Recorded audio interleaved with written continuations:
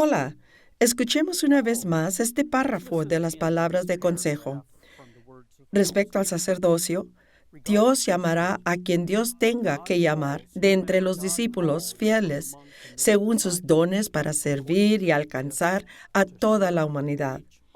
Las políticas y los procedimientos del sacerdocio proporcionan una manera clara para que los discípulos respondan al llamado. También definen la diferencia entre la percepción de un llamado potencial y la necesidad de alinear la propia vida con los principios de comportamiento y relaciones morales que fomentan el bienestar de la comunidad de la Iglesia. Una manera Dios empodera y equipa a la Iglesia para la misión es por medio del ministerio de sacerdocio, como dice Doctrina y Pactos 156, 7a. Escuchad, oh mi pueblo, en cuanto a mi santo sacerdocio. El poder de este sacerdocio fue puesto en medio de vosotros desde los primeros días del surgimiento de esta obra para la bendición y la salvación de la humanidad. Los miembros del sacerdocio de hoy día no están tan alejados de las experiencias espirituales del profeta fundador, por el cual el sacerdocio fue establecido en la iglesia temprana. También están cercanamente relacionados a los primeros discípulos sobre quienes Jesús impuso sus manos para ordenar. Estas palabras de consejo subrayan la continua importancia del ministerio del sacerdocio. Presentan principios vitales para el ministerio del sacerdocio hoy en día. La primera oración. Respecto al sacerdocio, Dios llamará a quien Dios tenga que llamar de entre los discípulos fieles, según sus dones, para servir y alcanzar a toda la humanidad. Esta oración enfatiza 5 principios interrelacionados. Primero, Dios llama. El llamar es característico de Dios. Dios llamó y está llamando a la creación a existencia. Dios llamó y está llamando a personas a encarnar naturaleza divina para la bendición de la creación. No nos llamamos a nosotros mismos. Dios llama. Segundo, Dios llamará a quien Dios quiera llamar de acuerdo a la voluntad divina y libertad. No definimos a quién o a quién no debe llamar Dios. Confiamos en la iniciativa divina, aun cuando no entendemos su objetivo. Tercero, Dios llama a unos discípulos comprometidos para servir en funciones especializadas, llamados oficios del sacerdocio, para el bien del cuerpo. Un principio básico es que el discipulado devoto es el llamamiento principal. Todo discípulo es llamado al ministerio. Algunos discípulos son llamados a roles particulares llamados oficinas del sacerdocio. Cuarto, discípulos comprometidos pueden ser llamados al ministerio del sacerdocio porque ellos tienen dones particulares relacionados a un oficio del sacerdocio. Esto no quiere decir que esos discípulos son más fieles o superiores a los otros discípulos. Quiere decir que Dios provea para ciertas funciones en la iglesia, para apoyar y equipar a todo discípulo y potenciales discípulos para el ministerio. Y quinto, una variedad de personas son llamadas al ministerio del sacerdocio para alcanzar a toda la humanidad con el Evangelio. Ninguna persona, raza, etnicidad, identidad de género o grupo social tiene todos los dones, perspicacias, sensibilidad cultural y experiencias de vida para relatar el Evangelio efectivamente a toda la humanidad. Dios llama a todo tipo de discípulos para alcanzar todo tipo de personas. Ahora, con estos 5 principios en mente, consideremos la siguiente oración. Las políticas y los procedimientos del sacerdocio proporcionan una manera clara para que los discípulos respondan al llamado. Dios llama y equipa miembros del sacerdocio por medio de la iglesia. Esto incluye llamamiento al sacerdocio, educación, políticas y procedimientos de apoyo. Esto puede parecer obvio. Sin embargo, más de una vez yo he escuchado a un miembro del sacerdocio decir, mi sacerdocio es entre yo y Dios. La iglesia no tiene nada que ver con ello. Actualmente, la iglesia tiene mucho que ver con ello. El sacerdocio fue puesto en la iglesia para propósitos divinos. La iglesia es responsable a Dios por desarrollar prácticas que ayudan a los discípulos a discernir y responder fielmente a los llamamientos del sacerdocio. Estos procedimientos son la fiel respuesta de la iglesia a la continua dirección del Espíritu Santo, que trabaja para asegurar ministerio ético, responsable y efectivo para el bien del cuerpo y su misión. Materiales de políticas, procedimientos y educación actualizados sobre el ministerio de sacerdocio han sido desarrollados en años recientes. Este material ha sido introducido bajo el encabezamiento de Ministerio y Sacerdocio. Una serie de esos artículos fueron publicados en el Heraldo Internacional e insto que estudien estos artículos y otros recursos como parte de nuestro énfasis sobre ministerio y sacerdocio. Ahora, la última oración. Ellas, políticas, procedimientos, también definen la diferencia entre la percepción de un llamado potencial y la necesidad de alinear la propia vida con los principios de comportamiento y relaciones morales que fomentan el bienestar de la comunidad de la Iglesia. Al tener un sentimiento personal de un llamado al sacerdocio no quiere decir que uno es llamado ahora mismo. Puede indicar el potencial de llamamiento si uno decide poner en su vida en una condición que hará el llamamiento posible. Tales decisiones pueden involucrar cambios en el estilo de vida.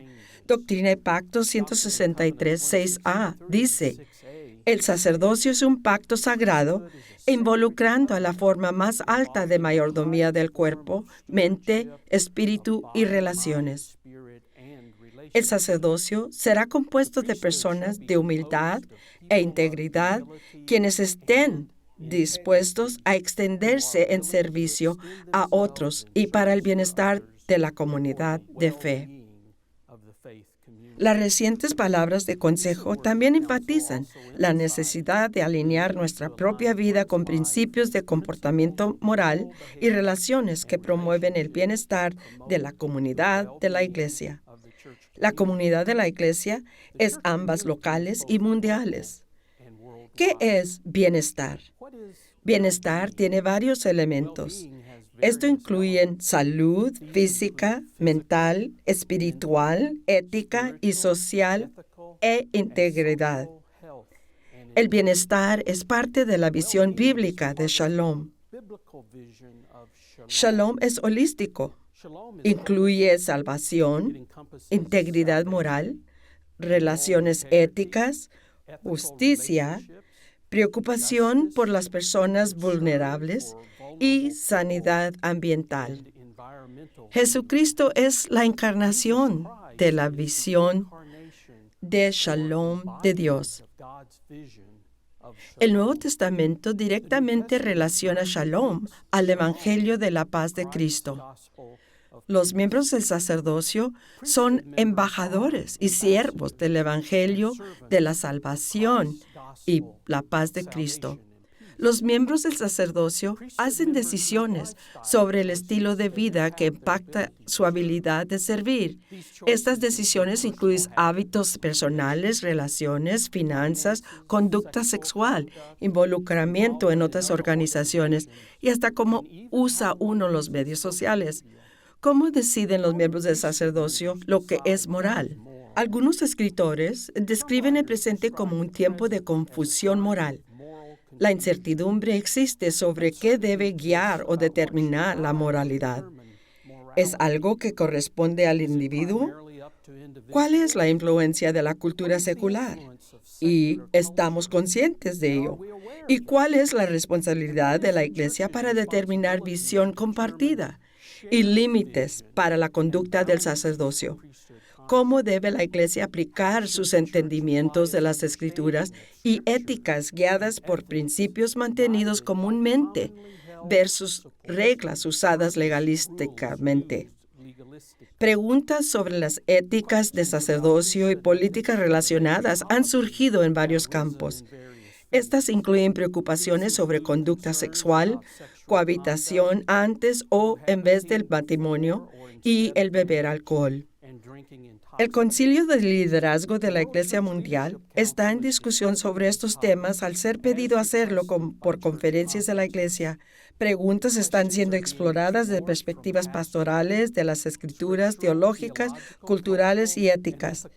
La meta es de presentar una declaración antes o en la Conferencia Mundial del 2016, proveyendo perspectiva con criterio político y clarificación. Las respuestas que buscamos no serán encontradas simplemente por crear más o diferentes reglas. Necesitamos formación holística, espiritual y moral para discípulos y miembros del sacerdocio para que buenas decisiones salgan del carácter interno. Como Jesús enseñó, cada buen árbol da buen fruto. Buenos árboles crecen de la formación espiritual con raíces en la naturaleza de Dios y su visión de la vida. Buenos árboles también vienen por aplicar consistentemente los principios espirituales para el discipulado y el ministerio que provee profundidad, dirección y límites. Como iglesia, hemos identificado principios fundacionales claves. Se encuentran en las creencias básicas y principios duraderos, documentos basados en las Escrituras y en la guía del Espíritu hoy. Revelación continua o incluida en el Doctrina y Pactos también señala a los principios de comportamiento moral y relaciones. Sección 164, 6a, dice que Dios anima comportamientos y relaciones arraigados en los principios del amor como el de Cristo, respeto mutuo, responsabilidad, justicia, convenio y fidelidad. Estos principios están interrelacionados, todos trabajan juntos. Sin embargo, quiero decir unas palabras sobre el convenio. Convenio es mucho más que un sentimiento o intención. Es más que un contrato humano. Convenio enfatiza la iniciativa de Dios para el bienestar y crecimiento humano. Invoca la bendición de Dios para un compromiso o relación para llevar a cabo su potencial sagrado con el apoyo de la Iglesia. En la Iglesia, un convenio es establecido por medio de los ritos sagrados o sacramentos involucrando la adoración, ministerio del sacerdocio y símbolos que hablan de las promesas confiables si la fidelidad prosigue. Convenio promueve bienestar, integridad y paz para individuos, familias, congregaciones, la Iglesia y la sociedad. La Iglesia es una comunidad sagrada, establecida y sostenida por convenio para propósito divino. La ordenación es un convenio con Dios por medio de la Iglesia para vivir y servir a otros en ciertas maneras. El consejo más reciente expresa un principio que es parte de este convenio. Las decisiones sobre el estilo de vida de los miembros del sacerdocio no solo son asuntos de deseo personal, autointerés o influencia social. Idealmente, deben de mejorar el bienestar holístico de otros y la comunidad de la Iglesia a la que los miembros del sacerdocio sirven. Al escribir este discurso, pausé a veces para orar. Durante reflexión silenciosa, recordé a miembros del sacerdocio que influenciaron mi vida. Con creciente gratitud, yo percibí que mucho de lo que conozco de la gracia de Dios y del Evangelio lo sé por medio de las vidas de miembros del sacerdocio del pasado y presente. Aún veo sus caras, escucho sus voces y siento su tacto. Ustedes estaban ahí cuando fui presentado para una bendición cuando era bebé. Ustedes pacientemente me enseñaron lo básico del Evangelio y me dirigieron a un camino de discipulado. Ustedes facilitaron el hacer un convenio por medio de los sacramentos en puntos esenciales. Ustedes trajeron consolación cuando tenía mi corazón roto. Ustedes fueron embajadores de reconciliación cuando yo no podía encontrar perdón. Vinieron a mí cuando enfrenté la muerte de seres queridos. Entonces, se aseguraron que no estaba solo cuando anduve por el valle de dolor. Ustedes restauraron la esperanza. Ustedes se han demostrado los gozos de generosidad por medio de sus ejemplos personales de dar tiempo, talento y diezmo generoso. Me conmovieron a trabajar por la igualdad y justicia para todos. Por medio de ustedes aprendí lo que realmente quiere decir levantar la cruz y seguir a Jesús, y continúan guiando mis pies hacia el camino de la paz de Cristo. Estoy agradecido más allá de las palabras. El ministerio fiel del sacerdocio importa